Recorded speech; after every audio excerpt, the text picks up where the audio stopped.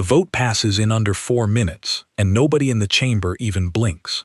I am Counselor Vexthal Orum, and I have sat on this council for 11 cycles, long enough to know that most decisions here take days of arguing before anyone agrees on anything. But today, when the Zhurn Compact stands up and asks for permission to send a fleet to the human colony at Kepler's Reach, the answer comes back almost instantly. Yes, approved. Send the ships. I should explain what this council is, for anyone who does not know. We are the governing body of hundreds of star systems, home to species that have been flying between stars for thousands of years. We call ourselves the guardians of order. We call the newer species the ones who have only recently learned to leave their home planets, the young ones. And nobody is younger, in our eyes, than the humans. They arrived on the galactic stage less than 100 years ago. One moment, they were a single species, trapped on a single rock, fighting each other over borders and resources the way young species always do. Then, suddenly, they had engines that could bend space, and colonies popping up across a dozen systems, and trade routes stretching further than anyone expected. It surprised everyone, it worried some, and today, it apparently worried the Zhurn Compact enough that they decided the humans needed to be, in their words, corrected. I raise my hand during the discussion, though I already sense it will not matter. I ask why we are approving military action against a species that has not attacked anyone, has not broken any treaty, has done nothing except grow faster than we expected. The Zhurn delegate, a broad-shouldered being named Kroth Ilvan, answers without even looking at me directly. He says the humans are a threat simply by existing. He says their colonies at Kepler's Reach sit too close to Zhurn trade lanes, and their population is doubling every few years. And if we let this continue unchecked, in another century there will be more humans than there are members of every other species combined. He calls it resource redistribution. He calls it correction. Everyone else in the chamber nods along, because nobody wants to be the one species that stood up for the newcomers and looked foolish for it. I look around the chamber at faces I have known for years, faces that belong to species far older and supposedly far wiser than mine. And I realize that not one of them has actually spoken to a human. Not one of them has visited Kepler's Reach. They are voting on fear and old habits, the same fear that made every established power in history nervous about anyone new arriving at the table. I try one more time. I ask if anyone has considered what happens if the humans do not simply lie down and accept correction. Kroth waves a hand as if swatting away an insect. He says the humans have no navy worth mentioning, no weapons technology beyond basic kinetic systems, and a government too fractured to organize any real resistance. He says our sensors have been watching their shipyards for years, and there is nothing there that should concern a fleet as advanced as the one the Zhurn Compact is preparing to send. The vote closes. The measure passes with only 2 abstentions, mine being one of them. Within the hour, official orders go out, and I watch on the display screens as 43 Zhurn warships begin preparing for departure from their staging point near the edge of compact space. 43 ships, built with 1,000 years of accumulated engineering, moving toward a handful of human colonies that by every measurement we have on file cannot possibly stand against them. I remain in the chamber long after most delegates have left, staring at the star map still glowing above the central table. Kepler's Reach blinks there, a small cluster of lights representing 3 human settlements. I try to imagine what it must be like to live there right now, to receive whatever warning your government sends you, to know a fleet like that is coming for your home. That night, alone in my quarters, I pull up whatever records exist on humanity. There is surprisingly little. A short history of their homeworld, a summary of their expansion into space, some trade agreements signed with minor Concord members. Nothing about their government structure beyond the basics. Nothing about their military doctrine. Nothing, really, about how they think. I find one detail that catches my attention, buried in a trade report from 2 years earlier. A human merchant captain, negotiating with a Concord shipping company, is quoted as saying something strange. When asked why humans always insist on redundant supply routes and backup plans for every agreement, even simple cargo runs, The captain reportedly answered that humans had learned a long time ago never to assume anyone would only need one plan. I do not think much of it at the time. It seems like a small cultural quirk, nothing more. I close the file and try to sleep, though sleep does not come easily. Somewhere out past the edge of Concord space, a fleet is moving toward Kepler's reach, carrying enough firepower to level a planet several times over, aimed at a species that supposedly has nothing to answer it with. 3 days later, I receive a message from the council secretary. As one of the 2 delegates who did not vote in favor of the action, I am being sent as an official observer to monitor the operation and report back on its conclusion. It is, I suspect, a quiet punishment disguised as a duty. Nobody wants an observer who might ask uncomfortable questions, but tradition demands the council maintain oversight of any large-scale military action, and someone has to go. I do not argue. If anything, I am relieved. I would rather see with my own eyes what is about to happen than sit in the chamber waiting for a summary written by whoever wins. The journey to Kepler's reach takes 6 days by the fastest available transport, a small diplomatic cruiser assigned to carry me and 2 aides. During the trip, I review every scrap of information I can find on human history, hoping to understand what kind of people we are about to meet in force. What I find unsettles me more the further back I go. Humanity's homeworld, it turns out, was not a peaceful place before they reached the stars.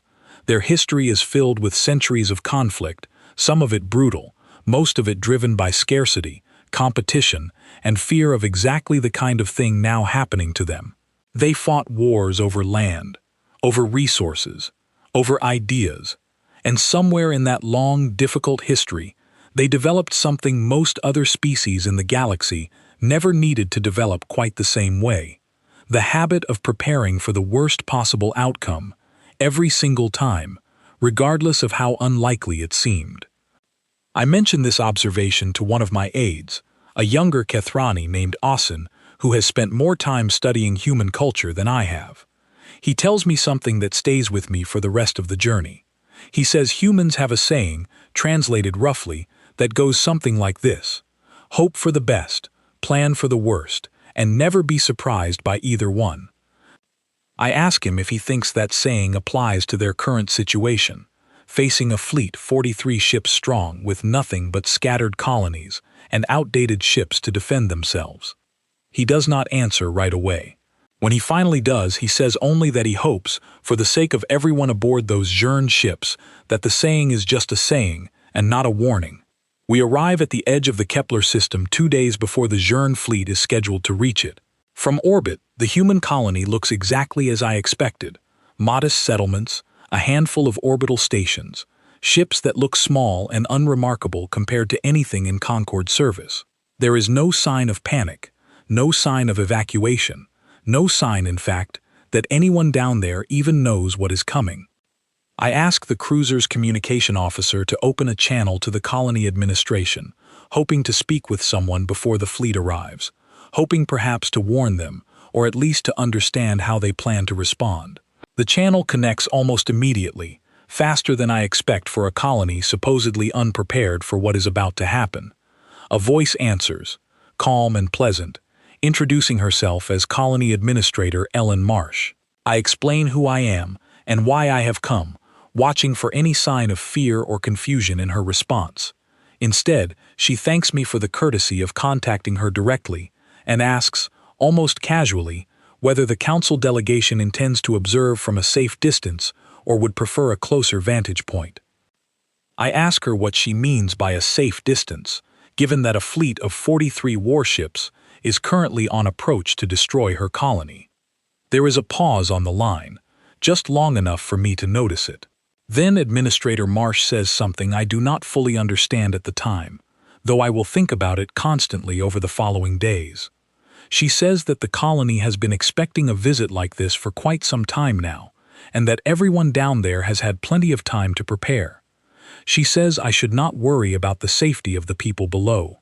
She says the only ones who should be worried are the ones currently flying toward Kepler's reach at full speed, convinced they are about to face an easy target.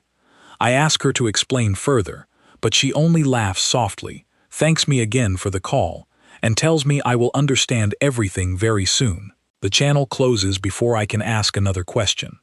I sit there afterward, staring at the star map, at the small cluster of lights representing Kepler's reach, and I feel, for the first time since this entire matter began, a genuine chill run through me. Not because I believe the humans have some secret weapon capable of destroying an entire fleet. That still seems impossible, given everything the Council's intelligence reports have told us. It is something else that unsettles me. It is the calm in her voice, the complete absence of fear. The way she spoke, as though this moment, this exact crisis, was something the humans had already imagined, discussed, and planned for, long before the Journe Compact ever raised the idea in our chamber. I think back to that trade report, the merchant captain who spoke of never assuming you only need one plan. I think about what my aide told me, about hoping for the best and planning for the worst, and I begin to wonder, with a growing unease I cannot shake, whether the Council has made a terrible mistake in assuming that a species without our ships, our weapons, and our 1,000 years of history is a species without any real defense at all. 2 days remain before the fleet arrives. I intend to spend every one of them trying to understand exactly what Administrator Marsh meant, and exactly what is waiting for the Journe Compact when their ships finally reach Kepler's reach. I spend the next day doing something I should have done from the very beginning.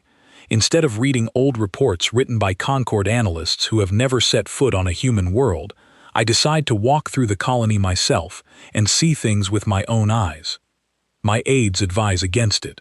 Austin reminds me that as an official Council observer, I am supposed to remain aboard the cruiser and monitor the situation remotely, keeping proper distance from the events unfolding below. I tell him that proper distance has already cost us a clear understanding of what we are dealing with, and I am not willing to make that mistake twice. I take a shuttle down to the surface alone, aside from a single escort, determined to see the colony before the fleet arrives and everything changes. Kepler's reach greets me with an unsettling kind of ordinary life. Children walk to school buildings with bags over their shoulders. Vendors sell food from small stalls along a wide central street. A group of workers repairs a section of roadway, laughing about something I cannot hear from a distance. If I did not know a fleet of 43 warships was less than 2 days away, I would think this was simply another quiet settlement going about its business. I ask my escort, a colony security officer named Daniel Cole, whether the people here understand what is coming. He tells me everyone knows. He says notices went out weeks ago, long before the Council even finished voting on the matter. I ask him how that is possible, since the vote itself only happened a handful of days earlier. He gives me a look I cannot quite read, somewhere between amusement and pity, and tells me that humans learned a long time ago not to wait for official confirmation before preparing for something they consider likely. I press him further, asking what exactly they have prepared. He only smiles and tells me it would be better for me to see it for myself, when the time comes. I find this answer frustrating, though I have grown used to receiving vague responses from nearly everyone I speak to here. We continue walking through the colony, and I notice something odd. Several buildings that should belong to families, according to the population records the Concord maintains, appear completely empty. Windows are dark. No personal items sit on porches or balconies. When I ask about this, Daniel tells me some residents relocated recently for what he calls seasonal work. I do not fully believe him, but I write the observation down anyway, unsure yet what to make of it. Later that day, I request a meeting with Administrator Marsh in person, hoping a face-to-face conversation will reveal more than our earlier call did. She agrees without hesitation, and I find myself sitting across from her in a modest office overlooking the colony's central square. She is younger than I expected, with sharp eyes and an easy manner that somehow makes her earlier calm on the communication channel seem even stranger in retrospect. I ask her directly what the colony intends to do when the Journe fleet arrives. She tells me, with the same casual tone from before, that the colony intends to do exactly what it has always intended to do since the very first day humans settled here, which is to survive. I point out that survival seems unlikely against a fleet of that size. Given everything the Council's records show about human military capability, she raises an eyebrow at that and asks me, quite pointedly, whether I believe everything I read in Council records. I admit that I do not always, but I explain that our sensors and intelligence networks have been monitoring human shipyards for years, and there has been no indication of any weapons or fleet capable of standing against Concorde-grade warships. She listens patiently, then tells me something that stays with me long after our conversation ends. She says that humans learned, very early in their history, the value of showing an enemy exactly what that enemy expects to see. She says every shipyard the Concorde has been watching is exactly the kind of shipyard the Concorde expected humanity to have. She does not say anything more specific than that, but the implication settles over me slowly, like a weight pressing down on my chest. I ask her if she is telling me the Council's intelligence has been deliberately misled. She smiles, but does not answer directly. Instead, she asks whether I have heard of something the colonists jokingly call the 12-hour rule. I admit I have heard the phrase mentioned once already, without explanation, and I ask her what it means. She tells me, still smiling, that I will understand exactly what it means very soon, and that explaining it now would only spoil the lesson. I find this answer maddening, but something in her expression tells me pressing further will accomplish nothing. Before I leave her office, I ask one final question. I ask her if she is afraid. She considers this for a long moment before answering, and when she does, her voice carries none of the lightness from before.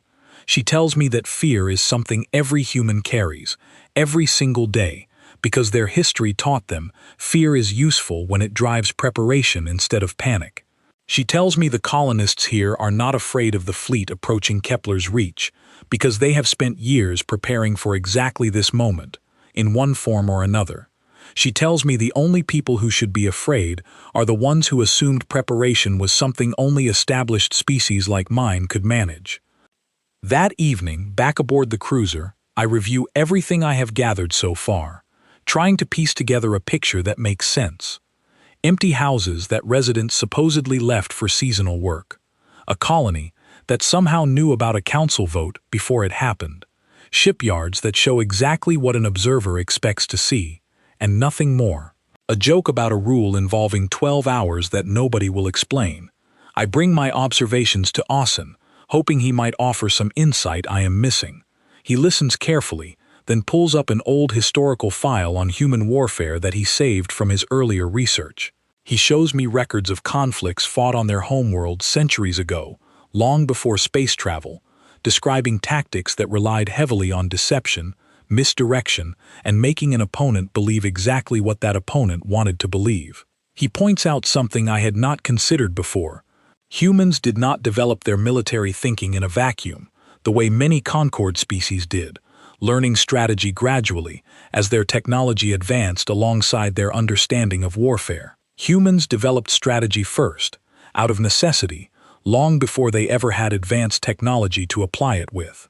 By the time they finally reached the stars, they had thousands of years of accumulated experience in exactly the kind of thinking that values preparation, misdirection, and patience above raw firepower.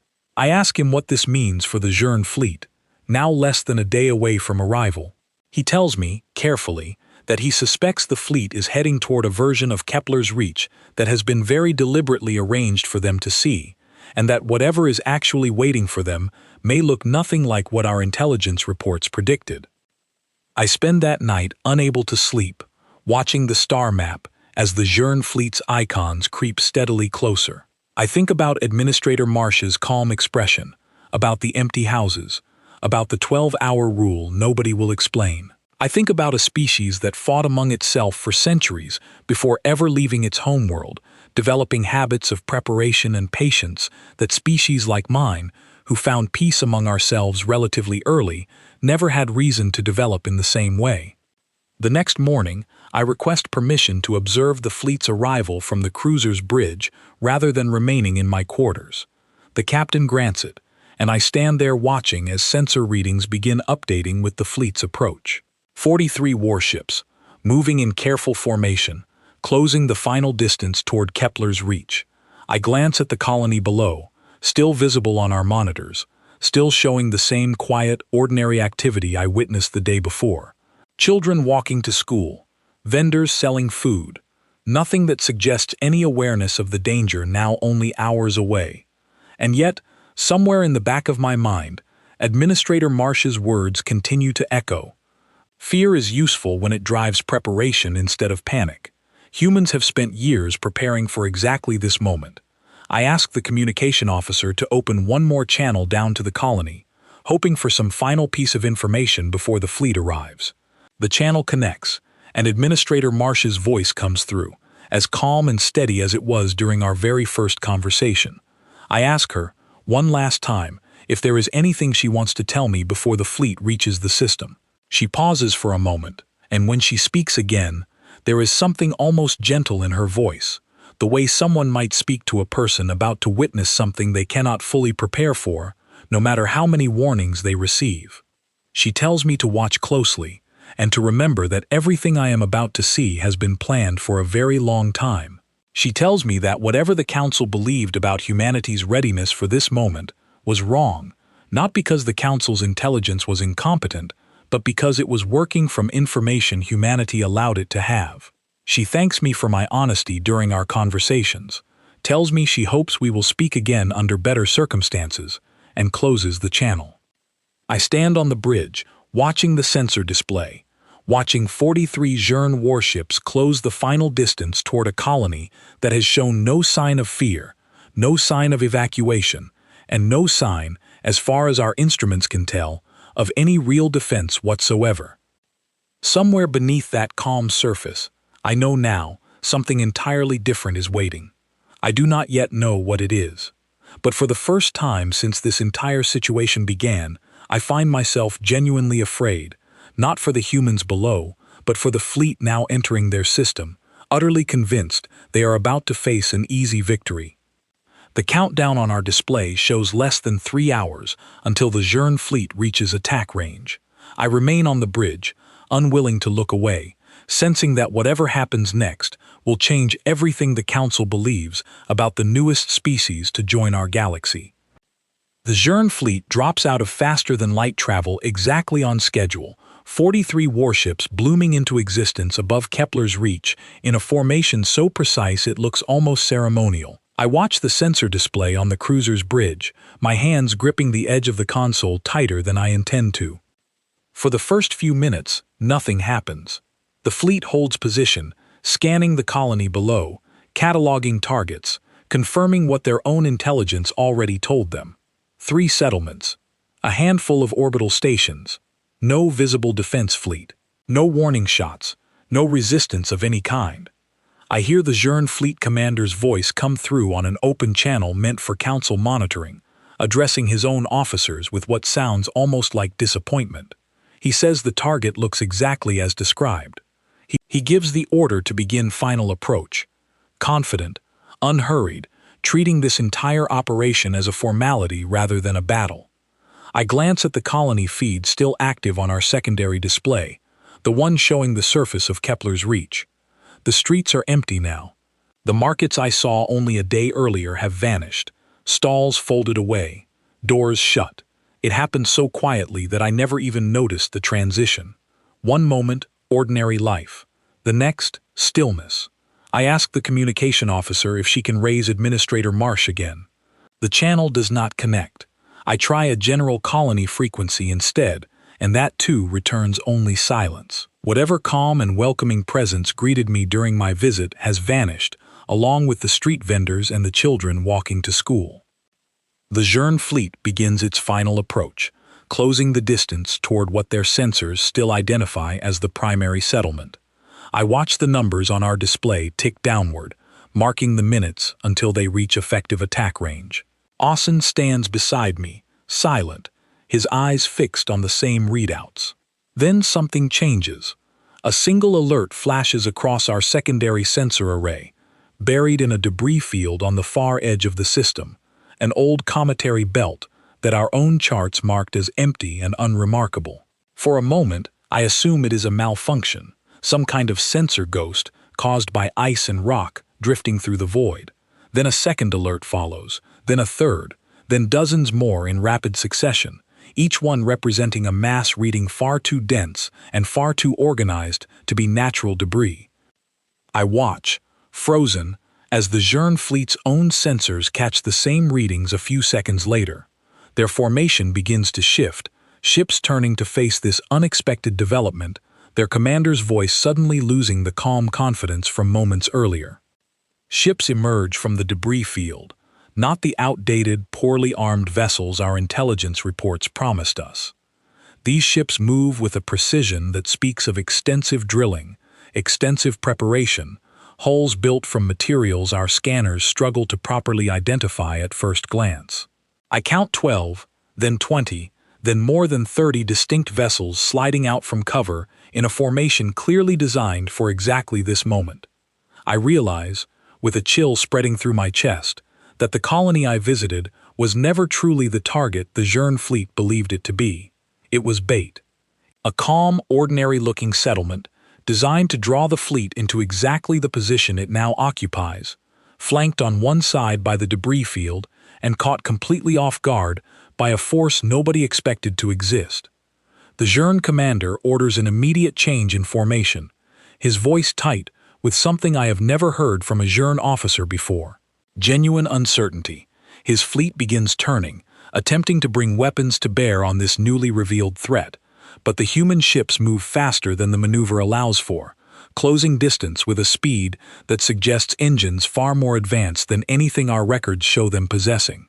The first exchange of fire happens so quickly that I nearly miss it entirely. A cluster of human vessels releases a wave of projectiles unlike anything in the Concorde's catalog of known weapons. Not the simple kinetic rounds our intelligence promised, but something that moves with guided precision, adjusting course mid-flight to track the Zhurn ships even as they attempt evasive maneuvers. 3 Zhurn warships lose power within the first minute of contact. Not destroyed outright, but crippled, their shields collapsing under an assault that seems calibrated with unsettling precision to disable rather than obliterate. I ask Asen why the human ships would choose to disable rather than destroy, and he offers a theory that chills me even further. He suggests that destroying the ships outright would be easy for them. Choosing not to might be a message. The battle unfolds over the following 20 minutes with a rhythm that feels less like combat and more like a demonstration. Every maneuver the Zhurn fleet attempts seems to have already been anticipated. Every formation change draws an immediate and precisely calculated response from the human ships. I watch a Zhurn cruiser attempt to break away toward open space, clearly hoping to retreat and regroup, only to find 2 human vessels already positioned along its exact escape vector, cutting off the path before the cruiser's own crew even finishes plotting the course. I lean toward the tactical display, trying to understand how this is possible. According to everything the Council has on file, humans have been flying between stars for less than a century. Their engines should be inferior, their weapons should be primitive, their tactical computers should be incapable of the kind of split-second calculation currently outmaneuvering a fleet built from 1,000 years of Zhurn military tradition. Osen, watching the same display, offers an explanation that reframes everything I thought I understood about this species. He reminds me of what we learned about their history, back before they ever reached the stars. Centuries of conflict on their homeworld, fought not with advanced technology, but with strategy, deception, and an unyielding commitment to preparation. He suggests that when humans finally developed the technology to match established species like the Zhurn and the Kethrani, they did not need to build their tactical thinking from scratch. They already had thousands of years of it, refined through generation after generation of conflict long before any of it ever touched the stars. I watch the numbers on the display continue climbing against the Zhurn fleet. 10 ships disabled, then 15. The remaining vessels attempt to regroup into a defensive formation, a maneuver that should, according to Concorde doctrine, allow them to consolidate their remaining firepower and mount an effective counterattack. The human fleet does not allow the formation to complete. They split into smaller groups, striking at the edges of the forming defensive line before it can solidify, picking apart the Zhurn fleet's cohesion with a patience that feels almost surgical. I find myself thinking of Administrator Marsh's calm voice, telling me that everything I was about to witness had been planned for a very long time. The Jern commander's voice returns to the open channel, no longer calm, no longer confident. He requests immediate reinforcement from Concord Command, his voice carrying an edge of something close to panic. He reports that the human fleet is engaging with tactics and technology far beyond anything catalogued in Concord intelligence files, and that his remaining ships are unable to break contact or retreat. I glance at Austin, and he glances back at me, and neither of us says what we are both clearly thinking. There will be no reinforcement in time to change the outcome of this engagement. Whatever help Concord Command decides to send will arrive long after this battle has already concluded, one way or another. The final phase of the engagement happens quickly. The human fleet, having already disabled or scattered more than half the Jern formation, begins closing in on the remaining warships with a coordinated assault that leaves no room for retreat or regrouping. I watch ship after ship go dark on our tactical display, their shields collapsing, their weapons falling silent, their crews presumably surrendering, rather than facing continued engagement against a force that has demonstrated, beyond any doubt, complete tactical superiority. Within 35 minutes of the first shot fired, the battle is effectively over. Of the 43 Jern warships that arrived at Kepler's Reach expecting an easy operation against a defenseless colony, 29 sit disabled and adrift, their crews awaiting whatever comes next. The remaining 14 have either surrendered outright or fled the system entirely, their retreat allowed, I suspect, quite deliberately by a human fleet that could easily have pursued and destroyed them if that had been their intention. I sit in stunned silence on the cruiser's bridge, staring at a tactical display that no longer makes sense according to anything the Council believed about humanity only a week earlier. Austin breaks the silence eventually, his voice quiet, almost reverent. He says something I will carry with me for the rest of this assignment, and likely for the rest of my life. He says that the Council spent so much time measuring humanity by how young their civilization appeared among the stars, that nobody bothered to measure how old and how hard-earned their understanding of conflict truly was, long before they ever built their first starship. I think about the empty houses in the colony, the ones I assumed belonged to families who left for seasonal work.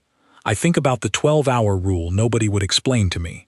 I think about Administrator Marsh's calm voice telling me to watch closely, because everything I was about to witness had been planned for a very long time. The Jern commander's final transmission comes through moments later, no longer requesting reinforcement, no longer issuing orders. His voice is quiet, almost hollow, as he formally requests terms of surrender from whoever is currently commanding the human fleet. There is a long pause before any response comes through, long enough that I begin to wonder if anyone will answer at all. When the reply finally arrives, it comes not from an aggressive victor eager to claim total dominance, but from a calm and measured voice, offering terms that sound almost generous, given the scale of the Jern fleet's defeat. Return home, deliver a message to the Concord and to this Council, and never again assume that a species without 1,000 years of starflight is a species without the capacity to defend what it has built. I sit there on the bridge, watching the aftermath unfold on our displays, and I understand, with absolute clarity, that whatever report I send back to the Council will need to explain something none of them are prepared to hear. Humanity did not simply survive this attack through luck or unexpected reinforcement. They anticipated it, prepared for it, and executed a defense so precise that it leaves no doubt whatsoever about what kind of species we have truly been dealing with all along. The Council chamber has never been this loud in all the cycles I have served here. I stand at the central podium, having just finished presenting the recorded footage from Kepler's Reach, and the room has erupted into a chaos of overlapping voices, each delegate trying to speak over the others. Kroth Ilvan, the Jern delegate who so confidently pushed for this operation only days earlier, sits frozen in his seat, staring at the final tactical display still glowing above the table, showing 29 disabled Jern warships drifting in the debris field near Kepler's Reach. Someone finally calls for order, and the chamber gradually quiets enough for actual questions to be asked. The first comes from a delegate representing one of the older Concord member species, her voice carrying an edge of disbelief that mirrors what I still feel myself. She asks how a species with less than a century of starflight experience managed to outmaneuver, disable, or force the surrender of a fleet built from 1,000 years of Zhurn military tradition. I tell her exactly what I witnessed, careful to include every detail, from the empty colony that served as bait, to the hidden fleet waiting in the debris field, to the precision with which the human ships disabled rather than destroyed their opponents. Croth finally finds his voice, though it comes out strained and defensive. He insists our intelligence must have been faulty from the start, that no species could develop weapons and tactics this advanced in secret without the Concord's extensive monitoring networks noticing something. I remind him gently that our monitoring networks were in fact watching exactly what humanity wanted us to watch. Shipyards showing exactly the technology we expected, colonies appearing exactly as unprepared as we assumed they would be. Another delegate asks the question I suspect everyone in the chamber is thinking but few want to voice directly. If humanity has been hiding this level of capability all along, what does that mean for every other agreement, every other piece of intelligence, every other assumption the Council has made about this species since they first arrived at our table less than a decade ago? I tell them I do not have a complete answer to that question yet, but I do have something that might help us understand. Before leaving Kepler's reach, I received a data packet from Administrator Marsh, delivered through official channels rather than smuggled or intercepted, meaning humanity clearly intended for us to have this information. I explained that I have reviewed the contents extensively during my return journey, and I believe it will answer many of the questions currently filling this chamber.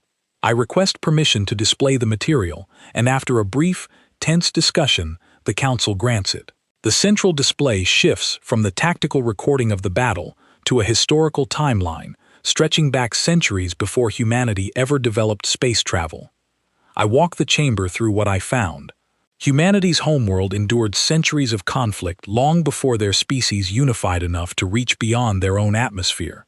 Wars fought over land, over resources, over ideology, conflicts that shaped not just their weapons but their entire approach to strategy, deception, and preparation.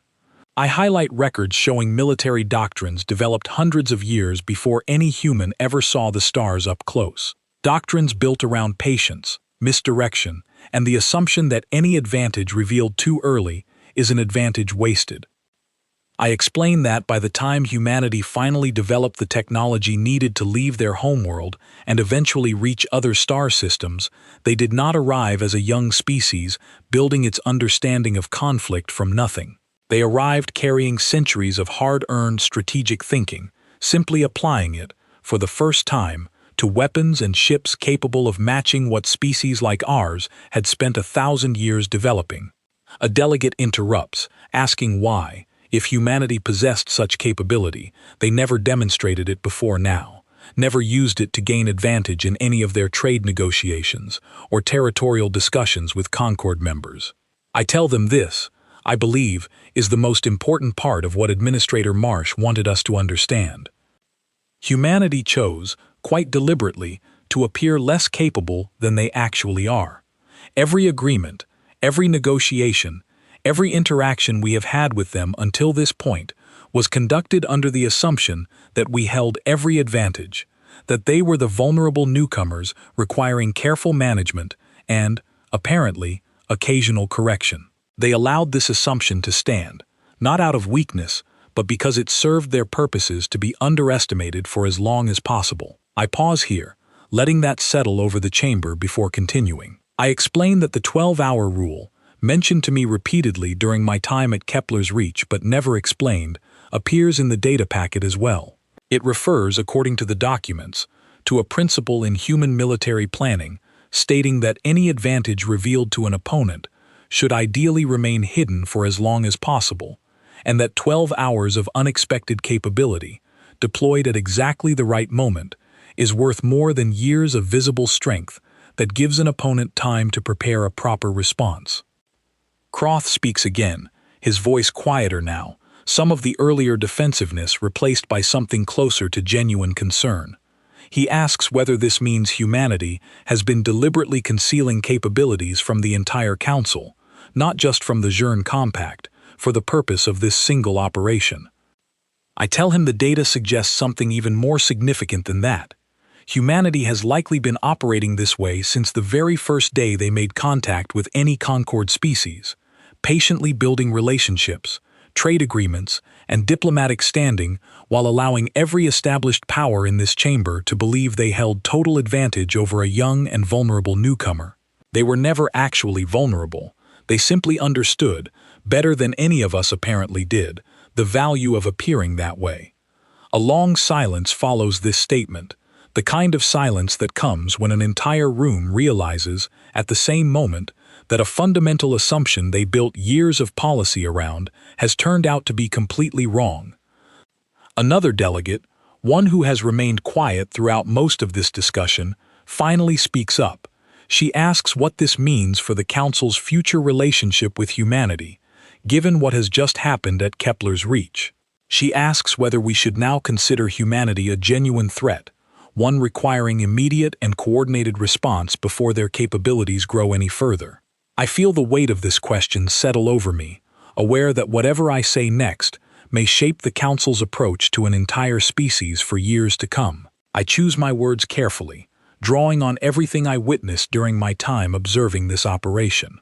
I remind the chamber that humanity did not initiate this conflict. The Zhurn Compact requested authorization for an attack against a colony that had broken no agreement and posed no demonstrated threat prior to this operation. Humanity responded to an act of aggression with a defense so measured and precise that they chose to disable rather than destroy the vast majority of the attacking fleet, and allowed the remaining ships to retreat entirely unharmed rather than pursuing complete destruction, despite clearly possessing the capability to do so.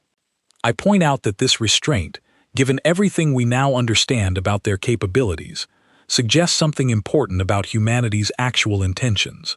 A species genuinely seeking conquest or aggressive expansion would likely have used this opportunity to eliminate a rival power's entire fleet, sending a message through overwhelming and complete destruction. Instead, humanity chose a demonstration, one clearly intended to communicate strength while leaving room for a path forward that does not require continued conflict. Croth asks, somewhat bitterly, what path forward could possibly exist after his fleet's humiliating defeat? I tell him I do not yet know the full answer to that question, but the data packet from Administrator Marsh includes a formal message intended for this council, one I have not yet shared, and I believe now is the appropriate moment to do so. I open the final section of the packet, and a recorded message begins to play, Administrator Marsh's calm and familiar voice filling the chamber. She speaks directly to the council, acknowledging the events at Kepler's Reach and confirming everything I have already described. She states clearly that humanity did not seek this conflict and takes no satisfaction in the outcome, despite the decisive nature of their defense. She goes on to explain that humanity's capabilities have been deliberately understated in all previous interactions with the Concord, not out of hostility, but out of a cautious desire to understand this new galactic community before revealing the full extent of what their species brings to the table. She states that the operation against Kepler's Reach forced their hand earlier than they would have preferred, requiring a demonstration they had hoped might never become necessary. She closes her message with an offer, one that surprises nearly everyone in the chamber given the scale of the Zhurn Compact's defeat only days earlier. She proposes formal negotiations between humanity and the full council, an opportunity to establish a genuine and honest relationship built on accurate understanding rather than the flawed assumptions that led to this entire crisis. She states plainly that humanity has no interest in conquest, no desire for territorial expansion beyond what they already require to sustain their own population, and no wish to position themselves as any kind of threat to the established order of this galaxy. She asks the Council to send a representative capable of engaging honestly and without the assumptions that led to this conflict in the first place, someone willing to understand humanity as they actually are rather than as the Council previously imagined them to be. The chamber falls silent as the recording ends. I look around at the faces of delegates who, only days earlier, approved a military operation against humanity with barely a moment's hesitation, now confronted with the reality that the species they dismissed as young, vulnerable, and easily managed possesses capabilities and strategic depth that rivals, and in some ways exceeds, anything the Concord's oldest members have developed over 1,000 years of history. After a long discussion, the Council reaches a decision I did not expect, though perhaps I should have.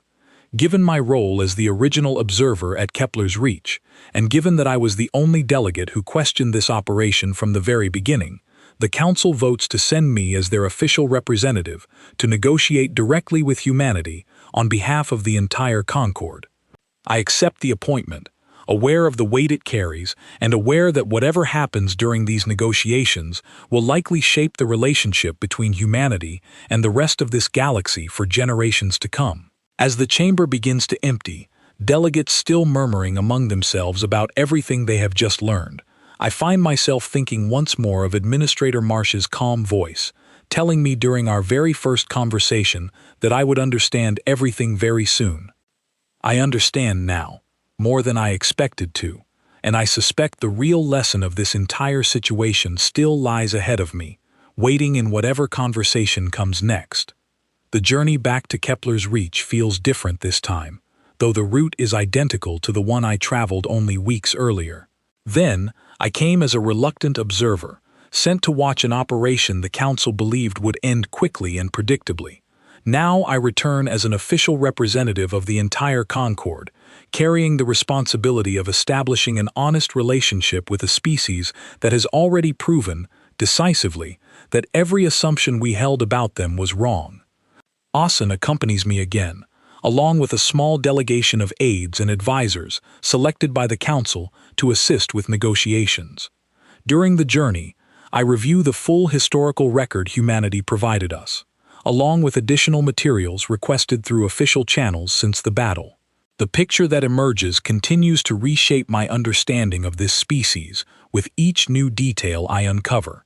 Humanity's homeworld, it turns out, endured not just centuries but millennia of conflict before finally achieving anything resembling lasting unity. Their history includes periods of devastating warfare followed by long stretches of uneasy peace, cycles repeating again and again, until eventually they developed institutions and agreements capable of preventing the worst outcomes their own history had shown them were possible. By the time they achieved the technology needed to leave their homeworld, they carried with them an understanding of conflict, diplomacy, and strategic patience forged through struggles far more prolonged and difficult than anything most Concord species experienced in their own histories.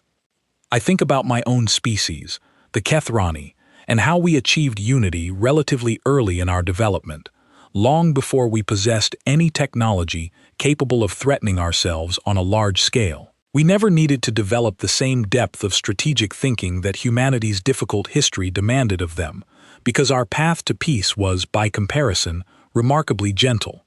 I begin to understand, more clearly than ever, why the Council so badly misjudged this species.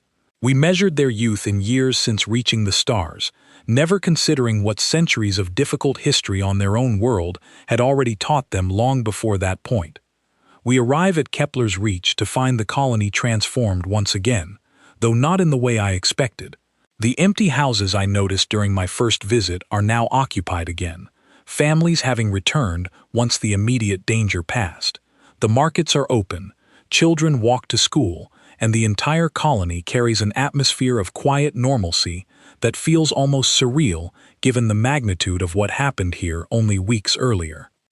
Administrator Marsh greets our delegation personally as we disembark, her expression warm and genuinely welcoming, without any trace of the guarded calm that characterized our earlier interactions.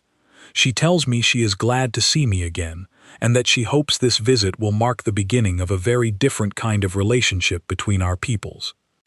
She informs us that the negotiations will not take place with her, but with someone she describes as the Fleet Admiral responsible for humanity's overall defense strategy, a figure who rarely appears in public settings but has requested to meet with our delegation personally, given the significance of this moment. She leads us to a transport that carries us not to another surface location, but up to an orbital station I did not notice during my previous visit, one that appears to have been constructed with remarkable speed and discretion. Aboard the station, we are led to a meeting room simple in design, without the elaborate ceremony I might have expected given the circumstances.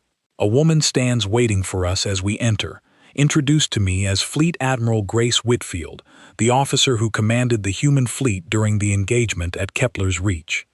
She is not what I expected. I anticipated someone carrying the weight of authority with visible pride or perhaps lingering satisfaction over such a decisive victory. Instead, I find someone whose demeanor suggests careful thoughtfulness, someone who seems more interested in understanding our delegation than in dwelling on the battle that brought us here. She thanks us for coming and opens the conversation not with demands or ultimatums, but with a question that catches me off guard. She asks what the Council hopes to achieve through these negotiations, genuinely curious about our perspective before offering her own. I tell her honestly that the Council hopes to establish a relationship built on accurate understanding, rather than the flawed assumptions that led to the events at Kepler's Reach.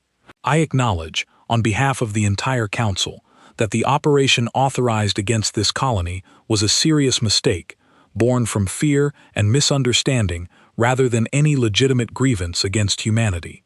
Admiral Whitfield listens carefully, then responds with something that surprises me. She tells me humanity holds no lasting resentment toward the Council as a whole, understanding that fear of the unknown often drives established powers toward poor decisions when confronted with something they do not fully understand. She explains that humanity's own history is filled with similar mistakes, conflicts born from misunderstanding rather than genuine malice, and that they do not expect other species to be immune from the same patterns that shape their own difficult past. I ask her directly what humanity actually wants from their place in this galaxy, given everything we now understand about their capabilities. Her answer is simpler than I expected, though it carries a weight that settles over the entire room.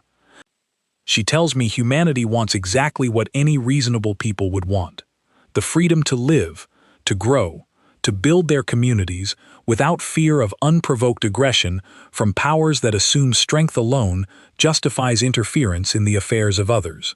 She tells me humanity has no interest in conquest, no desire to expand beyond what they need to sustain their population, and no wish to position themselves as rulers over other species or systems.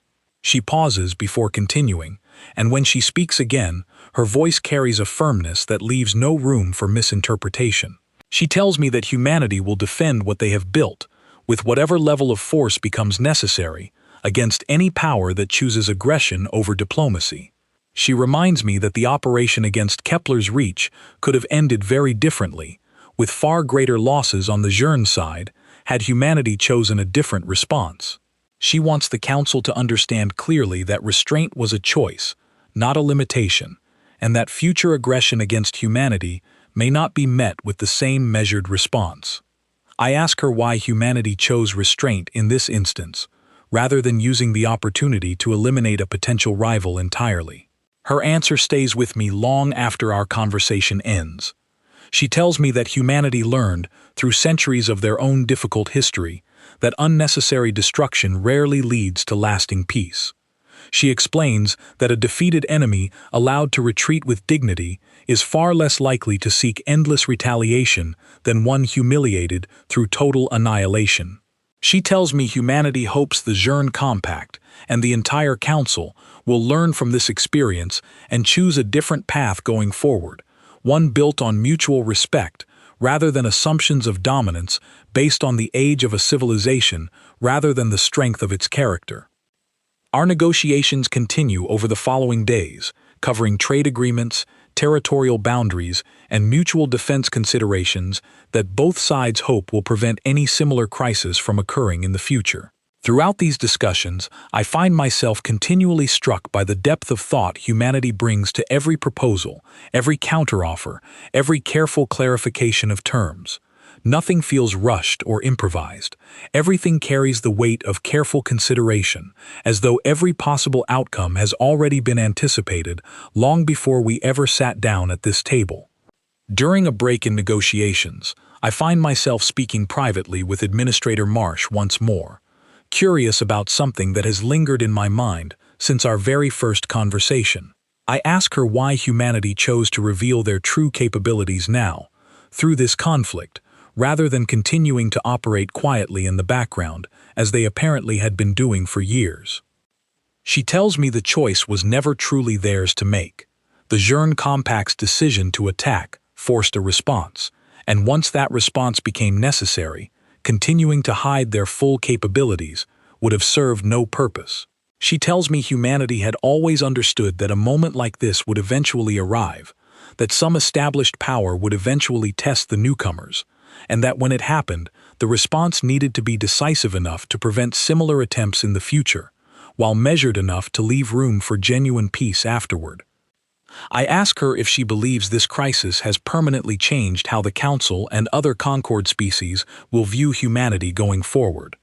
She considers this for a long moment before answering, her expression thoughtful rather than triumphant. She tells me she hopes the lesson learned here extends beyond simple fear or caution toward humanity specifically. She hopes the Council learns something broader, that the true measure of a species lies not in how many centuries they have spent traveling between stars, but in the character, resilience, and wisdom they carry with them, regardless of when they arrived at the table. Our negotiations conclude successfully after nearly 2 weeks of careful discussion, resulting in a formal agreement between humanity and the Concord, establishing clear boundaries, mutual trade benefits, and a defense pact intended to prevent any future misunderstanding from escalating into open conflict. As our delegation prepares to depart, Admiral Whitfield meets with me one final time, offering a parting message she asks me to carry back to the full Council. She tells me to inform every delegate that humanity does not seek to be feared, nor does it seek to dominate.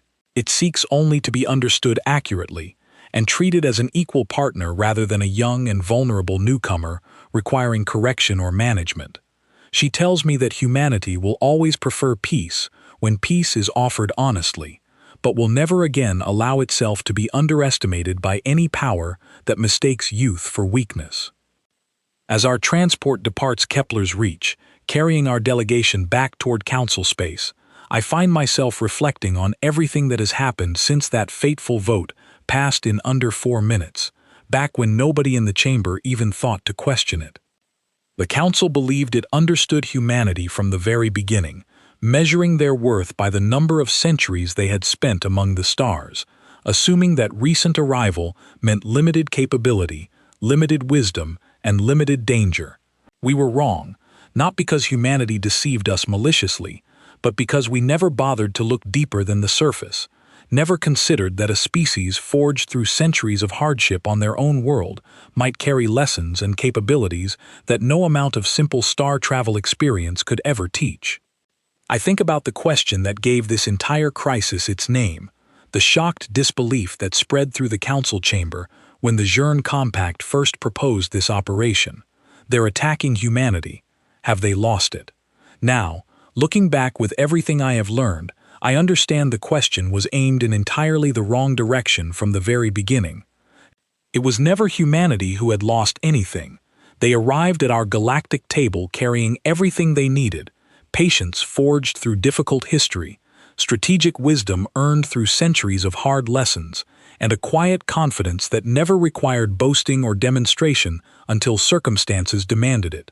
The Council, meanwhile, had grown so comfortable in its assumed superiority, so confident in the natural order of established powers ruling over supposed newcomers, that it lost something far more dangerous than any battle. It lost the ability to see clearly, to judge accurately, and to recognize genuine strength simply because that strength did not announce itself the way we expected it to. As Kepler's Reach fades behind us on the view screen, I find myself hoping the Council has learned this lesson well enough to avoid repeating the same mistake with whatever species arrives at our table next. Because if there is one truth this entire crisis has made unmistakably clear, it is this: The youngest voice in the room is not always the weakest one, and the oldest powers in the galaxy still have a great deal left to learn about the difference between age and wisdom, between size and strength, and between assumption and truth. I returned to the council chamber prepared to deliver my final report, carrying with me not just the details of a negotiated peace, but a deeper understanding of what it truly means to underestimate a people simply because their journey among the stars has only just begun.